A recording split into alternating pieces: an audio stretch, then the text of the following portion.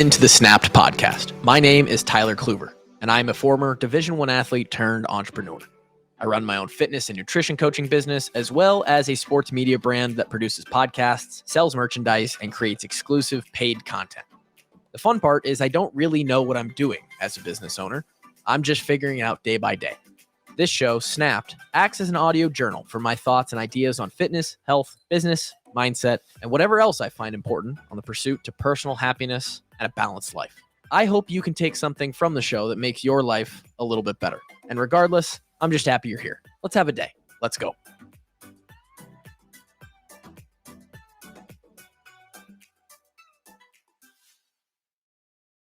Welcome into the Snap Podcast. We are back for another week. It only took me 25 minutes to get the baby down today, and that's even weird saying baby. She feels a lot bigger than a baby. Kid is a tank. She's an absolute beast. I love her.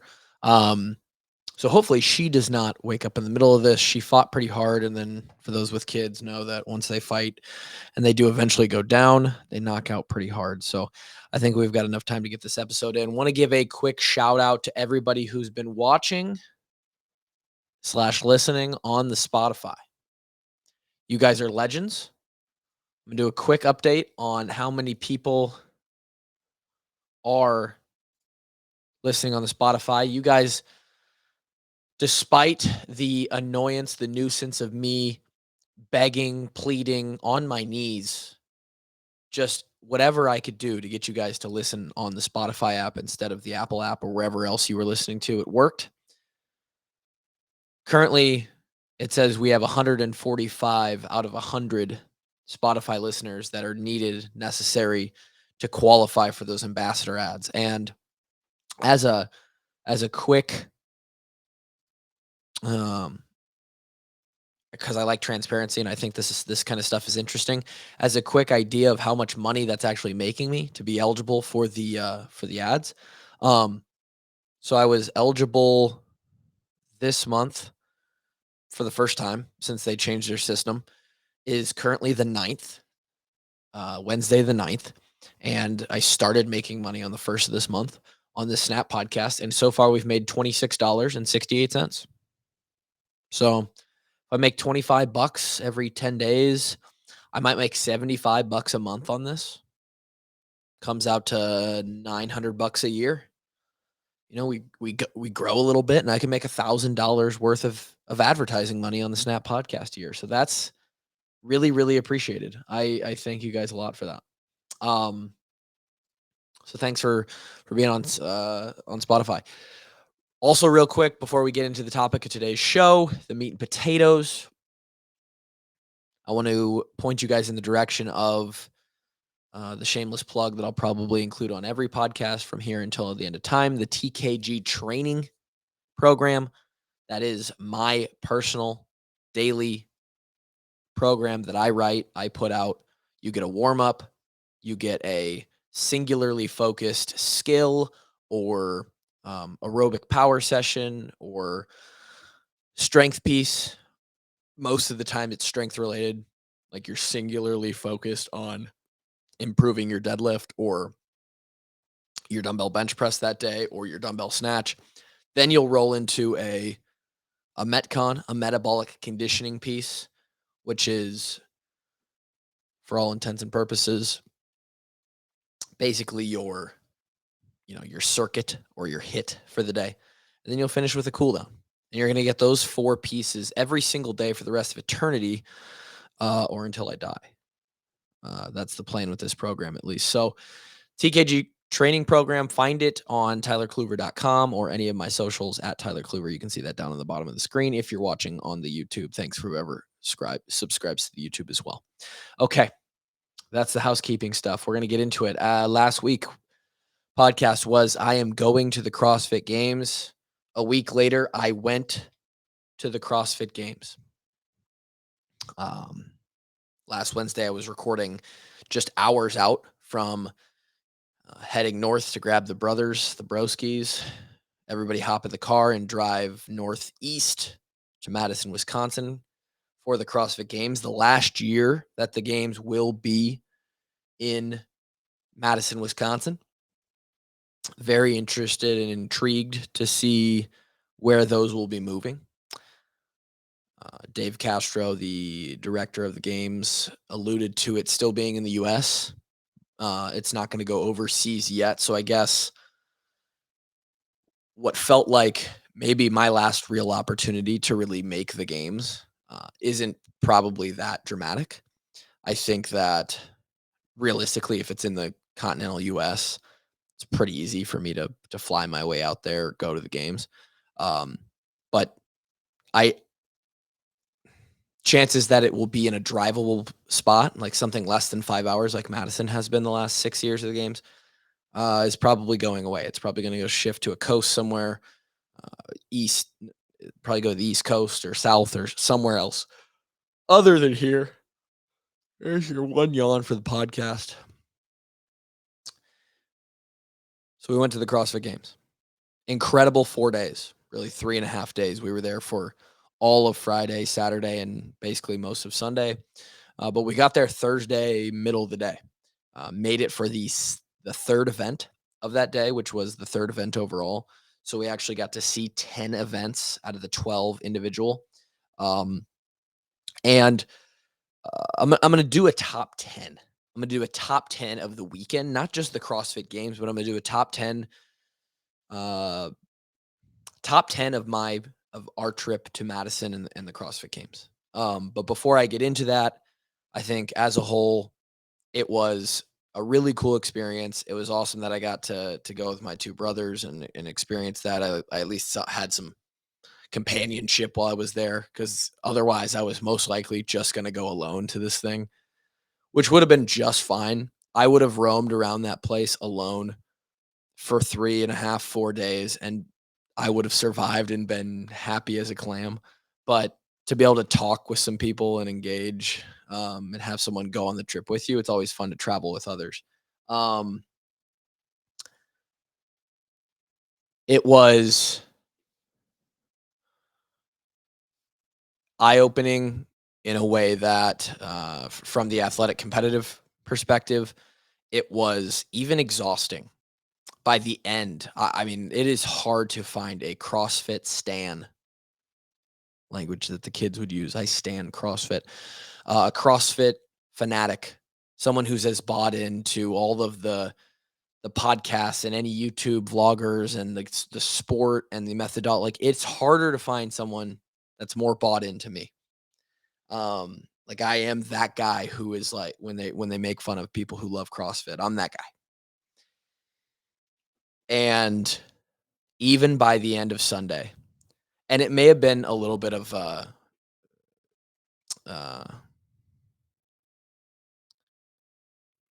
fatigue of Zach and Austin, my brothers as well. And I was like, I want to get out of here because they were dragging. But I was ready to be done and come home. It's a long 4 days, man. And uh, part of the reason why it was so long will make the top 10. So we should probably just get into the top 10. And the baby's going to try and wake up now. Um, so let's see if we can get this in before she requires her father. Number 10. Obviously, tons of sponsors at the event, tons of food tents. There's a vendor village, entire vendor village. There's sponsors. There's um, a ton of they're not food truck. They basically are food trucks, and they all have their own tent that they're serving food out of. So it's like a big festival. Um, One of the sponsors of the event was Jocko Fuel. Jocko Willink, obviously very popular in the fitness sort of uh, military betterment, self motivation community. I don't know what you would call it. And he started a bunch of companies after he got out of the military. One of them is Jocko Fuel. They do protein shakes, they do energy drinks. For a guy who, and these are going to kind of start as like superficial, like cool little highlights, and then kind of work to bigger things. Um, kind of. So the first one is just like free protein shakes and energy drinks all weekend long. Huge highlight, right? For a guy like me who is very concerned about nutrition, I like to stay dialed on a vacation. It helps me feel good. I like to continue to work out, be healthy, be mobile, and I like to eat and track and all of that while I travel. Which there really is no place to be that person than with all these other people that are the same way. At the CrossFit Games, the fact that at any time during the competition, you could walk over to it was an entire building, the Jocko refuel station. It just had a bunch of tables. The athletes would walk through there before and after events. And um, it was a place where you could go hang out, get away from the sun, grab a free protein shake or energy drink, as many as you wanted, every day, all day. That's huge. We just talked about a couple weeks ago the best protein snacks on the go, or the best travel hacks for protein. I don't even know what I called that episode. When there's free protein shakes, boy, does it make that a lot easier. So I had about, if you've ever had one, it's called Jocko Milk. I think it's supposed to be like a stronger, more buff version of milk. It's basically what it is, just protein milk. I think over the course of 3.5 days, I had at least 10 milks. I mean, it was fucking awesome. So, highlight number 10, free protein shakes and energy drinks. Number 9 was simply watching a CrossFit competition. Funny that as I just self-described myself uh as one of the biggest CrossFit fans there could possibly be, I have never been to a CrossFit competition as a spectator ever. I'm talking ever. I found CrossFit in the spring of 2012, so we're now going on uh 11 and a half years of me being a fan and knowing what CrossFit is. I've never been to a competition. I've done one CrossFit competition, the lowest of low levels local competition. We talked about that a little over a year ago. That Cole Fisher and I won, but I've never gone and just been a fan. So just being able to go watch CrossFit as a spectator event, that was highlight number 9. Um, it kind of pairs with number 8, but I do think it's separate a little bit. And that is number 8. It was a culmination of over a decade of this hobby that I have. It was a peak. It was the top of the top. It was the most immersed you could be in this hobby that anyone can be. The CrossFit Games is it. And I talked about it a little bit last week. When I first found CrossFit over 10 years ago, it was like I had found um ah, I can't even tell you. Like it's like when you go to college and you have this whole new identity that you get to um, create. You know, you're living with new people. You're becoming an adult-ish kind of for the first time. You're making your own decisions. You're a new person.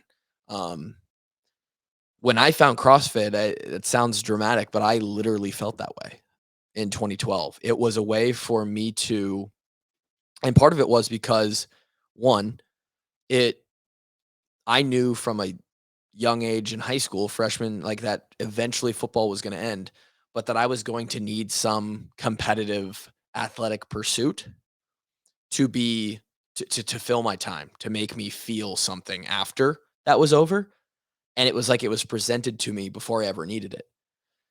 Number 2, it was novel. And I think in a way it's still novel. It's still sort of that niche thing that's like that most people, 90% of people think is like, oh, you're the douchey CrossFitter that, like you get hurt and it's all this crazy shit. Like CrossFit's, you're in a cult. But for those who understand it and get past the childish banter around it, it is, it really is this thing that is like special. Um, it's unique, it's diverse, and it's always, there's all within the sport of it, within trying to actually get better, it's fun and there's always something new. And that was really, really cool to me. It also potentially at the time provided a future career. I thought I was going to be a CrossFit coach. I was going to own my own CrossFit gym. So this CrossFit thing became my identity. And 10 years later, 11 years later, I got to go to the peak of what CrossFit is. Um, and it was fucking awesome. So that's highlight number 8. Um, highlight number 7. On the first night, so Thursday night when we got there, we went directly to the stadium, walked in, and saw the third event. Right, we literally drove. We didn't check into the hotel. We didn't get stopped for food. We went straight to the event, walked in, watched the first event. That was from 2:30 to 4 o'clock. We left the stadium, and because our weekend was sort of planned out, it had to be because it was sort of an all day thing every day.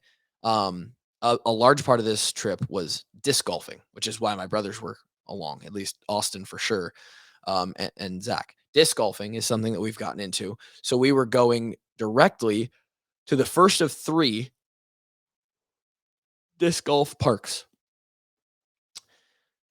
4:30, we made it to the park. We played 2 hours ish of disc golf, 4:30 to 6:30. So been a long day at this point. Drove 5 hours in the car, went to an event, went to disc golf for 2 hours. We get there and we're kind of riding the hype, the energy of the day. Like, oh, we're here, man. Like it's great. But we were finally back at the hotel. We'd eaten dinner and we were just about to kind of settle down for the night. And I was just super excited. We were kind of fucking around. I decided, fuck it. I was like, am I going to work out this weekend? Am I not? There's going to be a lot of walking anyway. I was like, I'll do 100 burpees for time quick. We'll just see what I can go. Right. I just eaten a massive plate of pasta, pappardelle, bolognese, uh, and a fair amount of my brother's chicken fettuccine as well. So I'm just stuffed, but I needed to work out. I was feeling a little heavy, needed to run off some energy before bed. And so I decided to do 100 burpees for time. And that is my number 7 highlight. One, because it was funny and it was stupid. And it was like, hey, let's see what you can do. I'm basically in my underwear in the hotel room doing 100 burpees as fast as I can before I go to bed.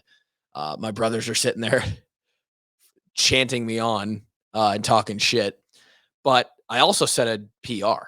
I went 4 minutes and 29 seconds on 100 burpees for time, which obviously, if you do 5 minutes even, you're doing 20 burpees a minute, 1 burpee every 3 seconds. I was 31 seconds faster than that. So I'm doing a burpee in 2.9 seconds for 100 in a row. I was super fucking proud of that. I was pretty hyped. So 429 on 100 burpees for time, highlight number 7. Highlight number 6 was obviously at this event, talked about the sponsors. The 2 biggest ones are Rogue. Rogue Fitness supplies all the equipment, and not just equipment, but even more than that. They are, without Rogue Fitness, the CrossFit Games don't happen. And then the title sponsor, which is the Noble CrossFit Games. And Noble is essentially a brand, sort of, I would call like a premium athleisure brand that was birthed from the community of CrossFit and has grown outside of that since then. And they are the title sponsor, the Noble CrossFit Games. So they have some incredible gear. Rogue has a bunch of incredible gear. And so highlight number 6 was being able to grab, and not that you couldn't do this online, right? I could get on right now as we speak and grab the same t-shirts that I bought there.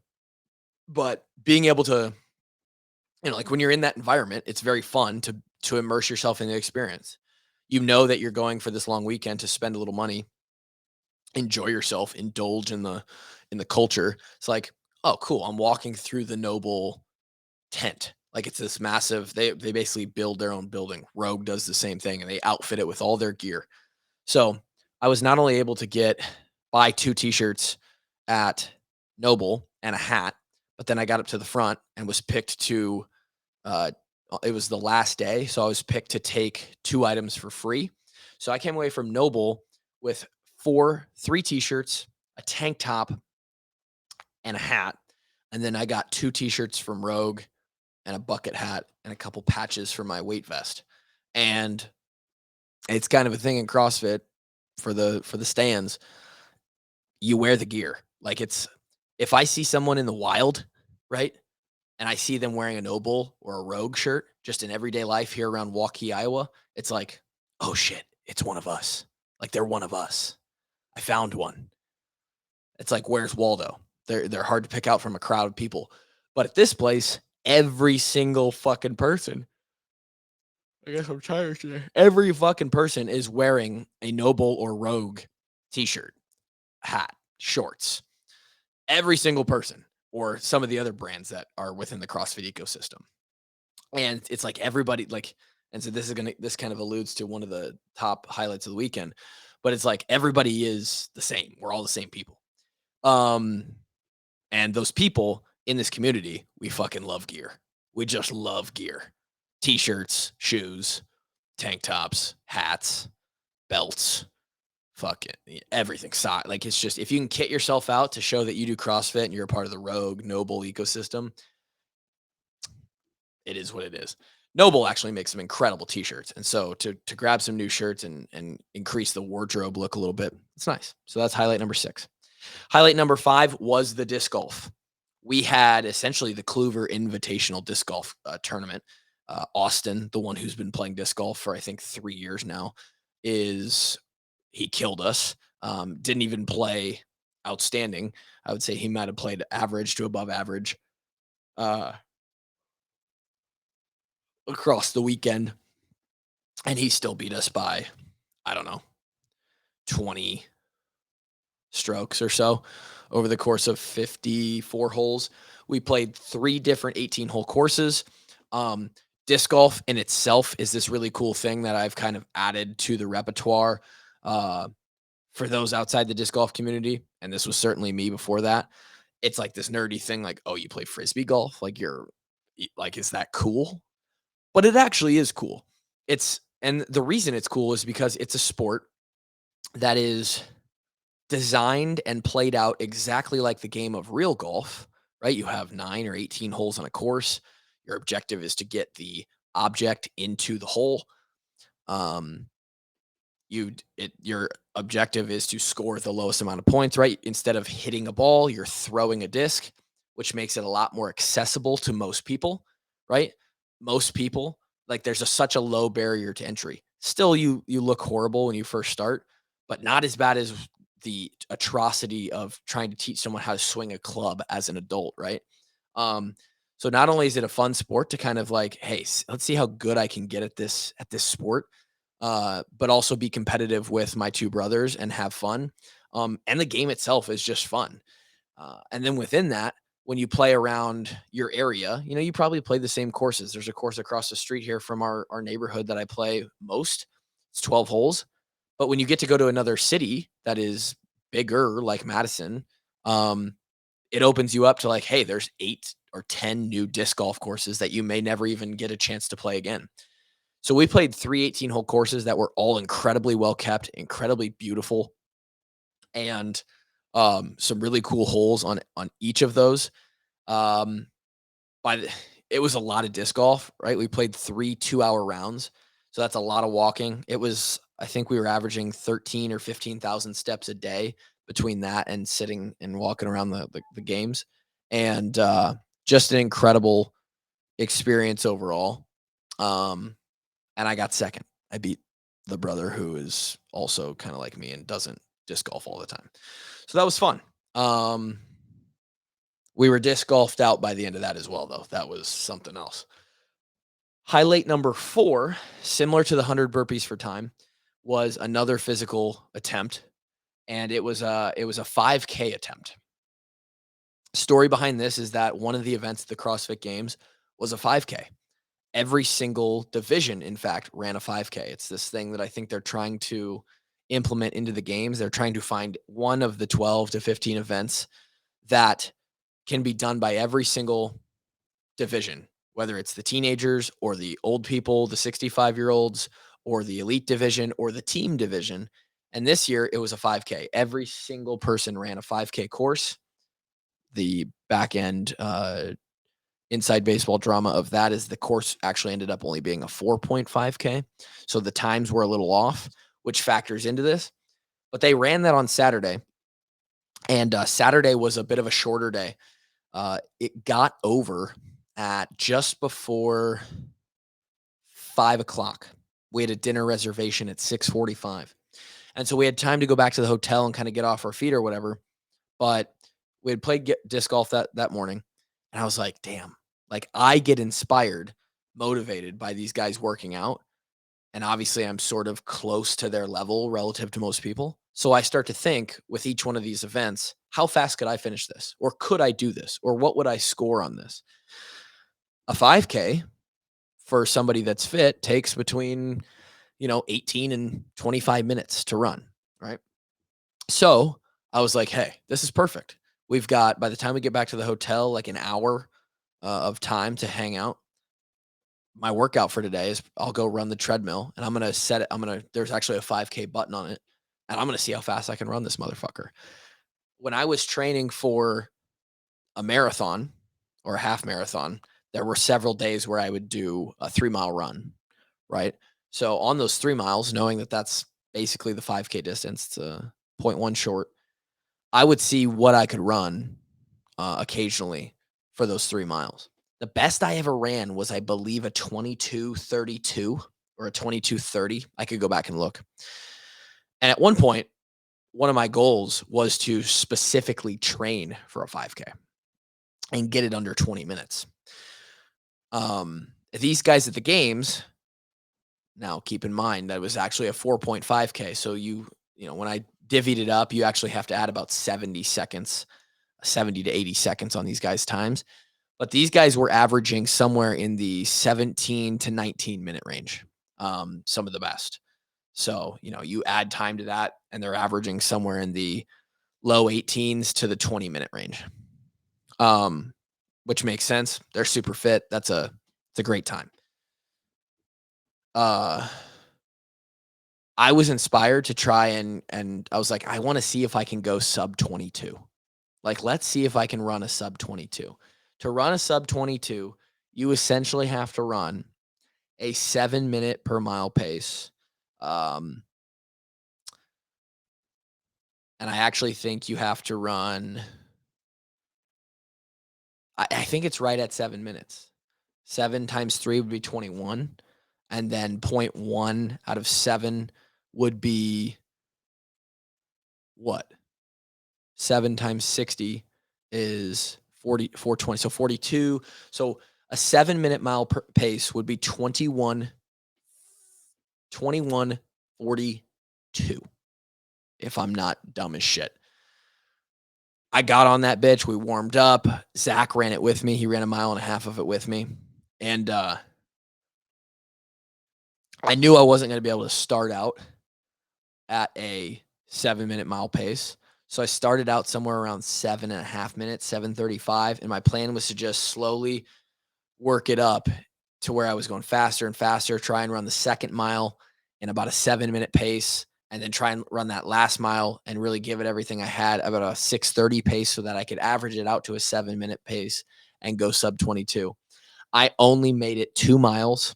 I barely made it 2 miles. The pace outran me, and I gave everything I had. I was drenched in sweat, laying on the ground of the hotel gym, and I loved it.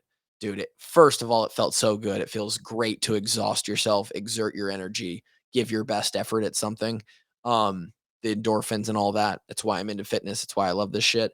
But just like being competitive next to my brother, we're in the fucking hotel gym at the CrossFit Games. It was just it was just, it was fun.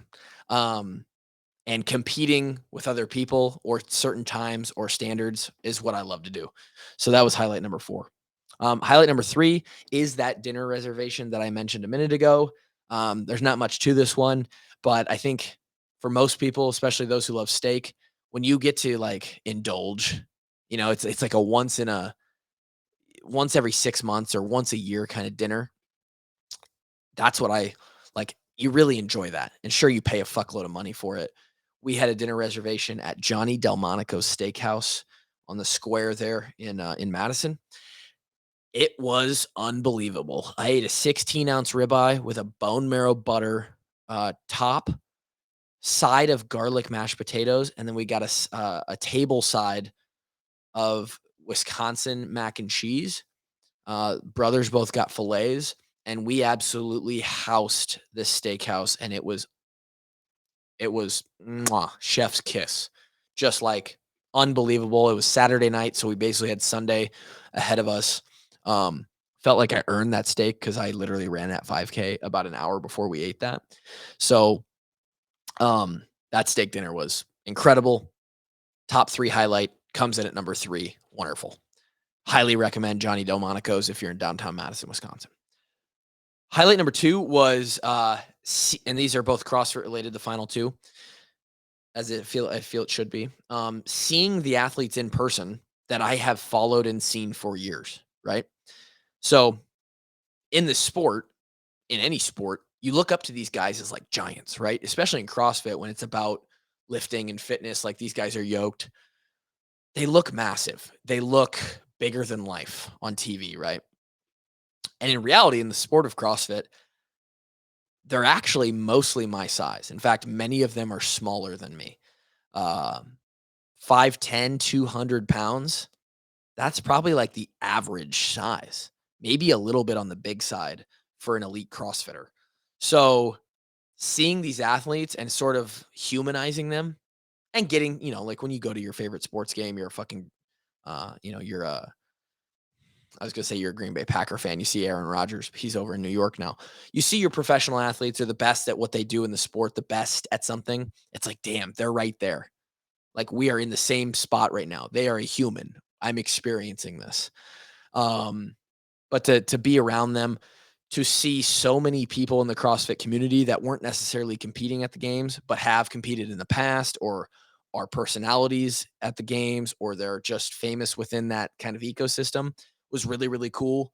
Um, and like, it adds to the story. It adds to you following their journey or their fitness or their program or whatever. It's really, really cool to see all of those people. It was awesome.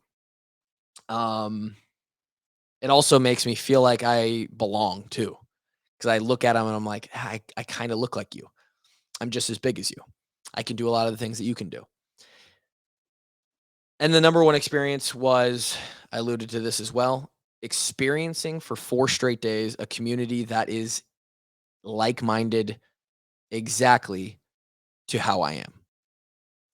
Every single person there thought and behaved and goes about their life exactly like I do. And I don't get that, right? I am different and extreme in the health and fitness sense. I'm on the far end, right? Farther than you need to be. And I come off oftentimes I come off um I feel like I'm better than people because of that, right? Because I'm into health and fitness so much. Because I'm that far down the spectrum. In everyday life, again, Waukees probably one of the better places for it, but you go to the grocery store and here in Waukee or down in Clive or just anywhere in Des Moines, and you source the demographic of the grocery store or the local sporting event or the farmers market, and you're looking at a population that represents America. We're 70% overweight, 35% obese. No one's real concerned about how many calories they're eating or how their body performs or how they feel, how much sleep they got the last night, what their hydration looks like today, how much water they've had, what they're able to do cardiovascularly, if they can lift weights or not, um, if they can squat or not. Like, and I get it, but it's what I'm into. And so when you go to a place that has probably 40,000 attendees, unique attendees over the course of that weekend, maybe 50,000, and it's not 100%. There were, you're 1 out of every 10 people, you are like, wow, you're really big. Like, do you do CrossFit? Do you work out? But the thing is they do. They're at the beginning of their journey. That's some of the best part about CrossFit is they take people from the bad to the good. Every single person there is thinking like me. They're interested in the same stuff. They're nerding out about the events. They're counting their calories. Everybody wants the healthy food. The biggest thing there was the acai bowls, right? It's not the hot dogs, it's the acai bowls. Like, it's just, there's people there who are they're watching the competition. They're inside the Coliseum and they're just hanging out with their shirt off and their gym bag and their gym shoes on. They're a spectator. They are me. They are my people. So it was really cool to hang out with people who were, or hang around people in an environment, in a community that is based on every single thing that I love. And I don't get any of that. And I don't even really get a taste of it because I work out in my garage. So I don't even get it at the local affiliate where I might get it for an hour a day, which is why we'll probably talk about this coming up soon. I at least have plans, if my back ever decides to fucking get healthy, of going in and actually working out at a gym 3-ish days a week here coming up in the mornings for my morning sessions. So we'll see. But that is my top 10 CrossFit game highlights from the weekend. I enjoyed it so much. Intrigued to see where it goes next, and see if I ever get to maybe visit again.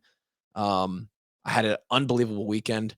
It's back to dad life now, back to working, and back to the Snap podcast and everything we're doing here. So check out TKG training program, tylercluver.com. Keep listening on Spotify. We'll talk to you next week. Until then, peace.